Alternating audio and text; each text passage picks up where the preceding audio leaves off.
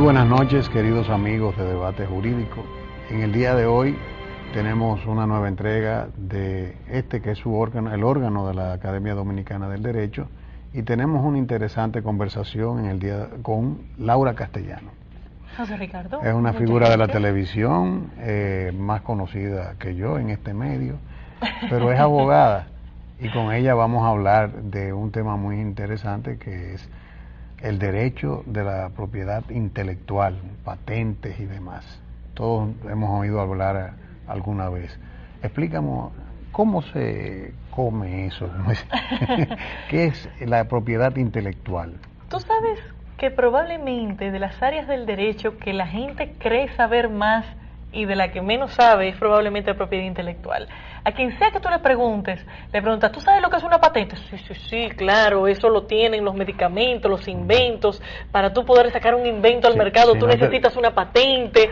Y salen unas teorías. Si no te dicen, ese es un cartoncito que había antes en los colmados pegado, que decía patente. Sí, cierto, que era otra connotación de la palabra patente, que de hecho muchos países latinoamericanos todavía los tienen a nivel de permisos municipales.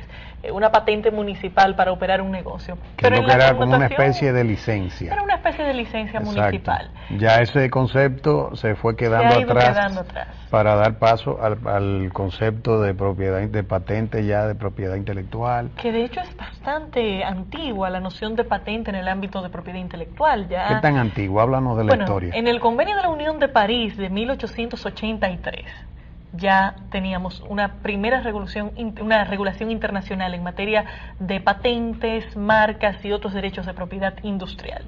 Dígase que ya a finales del siglo pasado el tema fue objeto de una convención internacional de importancia de la cual son signatarios la mayor parte de los países del mundo. O sea que es un tema que en realidad no es nuevo. Es bastante viejo y de hecho ese convenio de la Unión de París sigue teniendo vigencia en muchos temas, muy particularmente en lo que tiene que ver con los mecanismos que existen para que el inventor de un país pueda llevar sus invenciones a todos los países. Evidentemente hay mecanismos ya más modernos a través del PCT, que es el Patent Cooperation Treaty, el patente de cooperación en materia de patentes, que permiten un mecanismo mucho más rápido que el que en su momento representó la Unión de París, aunque sigue teniendo su relevancia, porque el derecho de prioridad que permite que un inventor solicite su patente en diversos países sin que se pierda la novedad, viene de la Unión de París. O sea que estamos hablando de un derecho que, a pesar de que su difusión mayor es de los últimos 20, 30 años, realmente es un derecho que es bastante antiguo. Y ese registro de que tú hablas de poder validar un invento a nivel de diferentes países, no existe un registro universal. No existe. Pero primer mito, no hay patentes internacionales. Okay. Y precisamente eso sobre la base de que el derecho de propiedad industrial es un derecho esencialmente territorial. Perfecto. Por lo tanto, si tú quieres una protección de propiedad industrial en un país determinado, tú tienes que solicitarlo en ese país en concreto. Y muy particularmente en el ámbito de las patentes, porque las marcas, que también son un derecho de propiedad industrial sumamente importante, las marcas tienen unos ciertos mecanismos que, cuando alcanzan un nivel de notoriedad, permite que haya una excepción a ese principio de territorialidad y la marca trasciende más allá de su espacio territorial, que es el espacio natural de los derechos de propiedad industrial. Perfecto. Pero en el ámbito de las patentes no. En el ámbito de las patentes, fuera de un esfuerzo a nivel de patente comunitaria europea que existe actualmente, normalmente las patentes se logran solicitar en muchos países, pero no como una patente internacional, sino a través del PCT, que es un mecanismo que, a través de un acuerdo internacional, permite que una solicitud se haga de forma simultánea en varios países, pero sigue siendo el país de origen donde se da la primera solicitud y siguen siendo solicitudes individuales que pueden tener resultados distintos las unas de las otras. Perfecto. O sea que un inventor que quiera patentar su invento va a tener la necesidad de ir a los países que él tiene interés, porque no existe la patente internacional. Efectivamente, y es lo que se hace en la práctica de forma sistemática. ¿Qué es lo que pasa? Normalmente una empresa con un nivel de innovación importante que quiere alcanzar a muchos mercados, va a tener un espectro de solicitudes de patentes bastante amplio. Va a solicitar patentes en prácticamente todos los mercados del mundo. Sin embargo, un inventor que no tenga la misma capacidad económica va a tratar de solamente solicitar su patente en los mercados más relevantes. Estados Unidos, Europa, algunos mercados asiáticos, porque de esa forma se garantiza la exclusividad en los mercados realmente masivos, realmente importantes. República Dominicana, en los mercados de propiedad industrial a nivel del mundo, es un mercado extremadamente pequeño.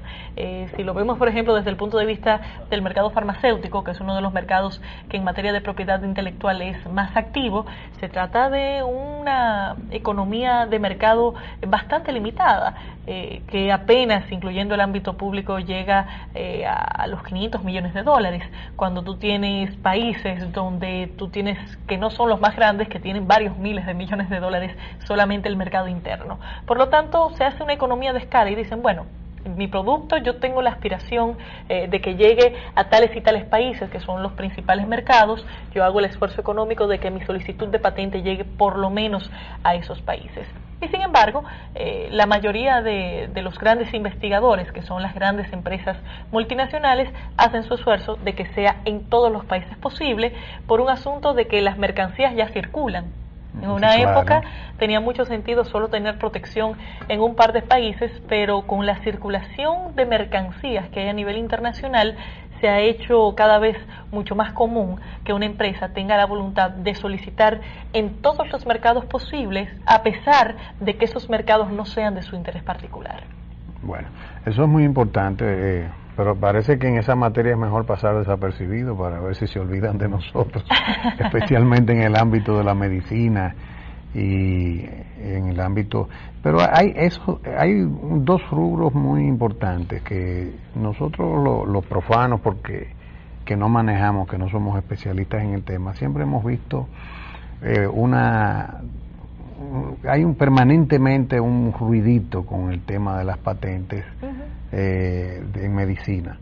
Por ejemplo, siempre se habla del tema de patentes con enfermedades importantes como el SIDA, por ejemplo, y siempre hay un conflicto en torno a este tipo de patentes. ¿Hasta qué punto el derecho de propiedad intelectual puede ser una interferencia en un problema de salud? Hay una cuestión que siempre hay un conflicto permanente que vive en los tribunales, y hay otro ámbito que es el de los softwares. Sí, efectivamente. Que obviamente la mayoría de la gente que trabaja sin licencia, ¿no? Son cosas parecidas, la licencia de software, patente, la invención de un... Realmente no. ¿Qué diferencia? No tienen nada que ver. Nada que ver una con otra. De hecho, los medicamentos tienen una protección de propiedad intelectual a través de las patentes, porque se trata de productos que son invenciones, o sea, de conformidad. Hay que distinguir entre lo que es una licencia y lo que es una patente. Y de hecho, no ni siquiera una licencia, es derecho de autor. Derecho de autor. Los programas, el software en general, los programas de computadora. La licencia es para el uso. La licencia es para el uso. Obviamente, claro. para son tres cosas diferentes. Exactamente. Perfecto. Así funciona. Hay una serie de invenciones que son patentables de conformidad al mandato de la Ley 2000, que es la ley vigente en República Dominicana en materia de propiedad industrial. Y hay una serie de exclusiones que están planteadas en el artículo 2 de esa ley. Significa que son una serie de elementos que se ha entendido que no llenan los requisitos para ser considerados como invenciones patentables. Entonces, ahí viene una serie de discusiones en torno a si podían ser patentables o no. La ley, en vez de llevarnos al escenario en de si eso es una invención o no, sencillamente establece expresamente una serie de exclusiones. Por ejemplo, una forma puramente estética de algo no sería una invención. Un programa de computadora no es una invención. Un asunto esencialmente matemático, un plan de negocios, nada de eso constituye una invención a la luz de la Ley 2000, que no te define exactamente lo que es una invención, pero te dice que no es una invención. Y ahí quedan esas exclusiones. Eso es sabio, porque sí, cualquier cosa puede ser inventada. Es que la definición de invención sería una noción particularmente compleja para plantearla de una forma estricta en una ley. Resultaba mucho más fácil desde el punto de vista legislativo plantear que las invenciones que tengan los requisitos de patentabilidad van a ser patentables, pero que las siguientes no se consideran invenciones. Y ahí hay todo un listado de creaciones que no son invenciones. Por ejemplo, un descubrimiento, y es algo que también crea mucha confusión fuera del ámbito jurídico especializado en esta área. Un descubrimiento no es patentable. Si yo descubro una sustancia que está en la naturaleza, aunque yo haga un esfuerzo razonable e importante para yo llegar a ese descubrimiento, por ser un descubrimiento no sería una invención y por lo tanto no sería patentable. Eso así en el ámbito de las invenciones. Ahora, que no sean invenciones no significa que no son protegibles. Y ahí entonces entramos a un ámbito distinto, que es el derecho de autor. Perfecto. Y el derecho de autor protege las creaciones, pero básicamente las creaciones literarias, las creaciones científicas y las creaciones artísticas. Y en el caso de un programa de computadora, que se trata en realidad de una combinación de números, mandatos, algoritmos, etcétera, bueno, la ley es sabia y dice, eso es una combinación de símbolos y de algoritmos. Eso no es realmente una invención. Eso se parece más a una creación protegible por derecho de autor y efectivamente así quedó plasmado en la ley 6500, que protege los programas de computadora. Perfecto, entonces ya hemos aprendido que una cosa es el concepto de licencia, que es el permiso que se tiene para la explotación de un comercio o de un software o de cualquier tipo de cosa, o de el autor cualquier tipo de derecho de autor. Y de hecho las licencias no solamente se dan en el ámbito del derecho de autor, por supuesto, también en el ámbito de la propiedad industrial son comunes las licencias, perfecto, licencias de marca, licencia de nombre, incluso licencia de patentes, que aunque no son comunes en el ámbito contractual, no dejan de ser una figura que siempre está disponible. O sea, la transformación de una materia cualquiera, que ya, por ejemplo, el plástico. Aquí hubo un conflicto una vez en el cual yo intervine incluso como abogado, porque se crearon las espuelas de plástico. O sea, se hizo un molde y se hicieron unas espuelas y se registró una patente. ¿Eso es posible? Se puede, una pregunta, se puede pensar que son patentables la transformación de una materia. Sí. Pero asúmelo como, te lo pongo como ejemplo, pero la transformación de una materia ya que preexistente, el hecho de que tú hagas un molde de algo, te permite a ti en el concepto invento patentar eso. Depende. Como muchas cosas en el derecho, simplemente depende. En principio. Vamos a ver lo que pasa. Lo primero es que para que algo sea patentable, tiene que tratarse de una invención. La ley me dice que no son invenciones. Las espuelas plásticas, por supuesto, no entran dentro de ninguno de esos puntos, entonces yo voy a otro paso. Es ver si esa invención, parto de que es una invención, sería patentable. Y entonces ahí vienen los 3 requisitos de patentabilidad, que son la columna vertebral del derecho de patentes. Tiene que tratarse de algo que sea novedoso, que tenga nivel inventivo y que tenga aplicación industrial. Si llena esos 3 requisitos, entonces estaríamos hablando de una invención que es patentable. Si no los llena, pues sencillamente sería una invención que podrá llegar al mercado, pero que no va a disfrutar de una protección exclusiva mientras dure esa protección de patente que hubiera querido tener, pero que lamentablemente no llena los requisitos. ¿Quién decide eso, Laura? Un examinador. La Oficina Nacional de Propiedad Industrial, en el caso nuestro, en el caso de los demás países, sus respectivas oficinas de propiedad industrial. Lo realmente crítico del asunto es ver qué es nuevo, qué tiene nivel inventivo y qué tiene aplicación industrial.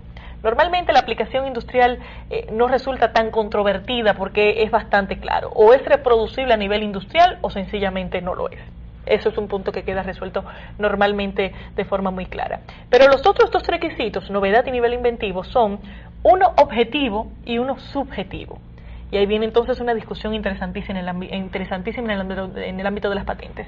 La novedad yo la determino sabiendo si esa invención se encontraba o no en el estado de la técnica al momento en que la invención es divulgada.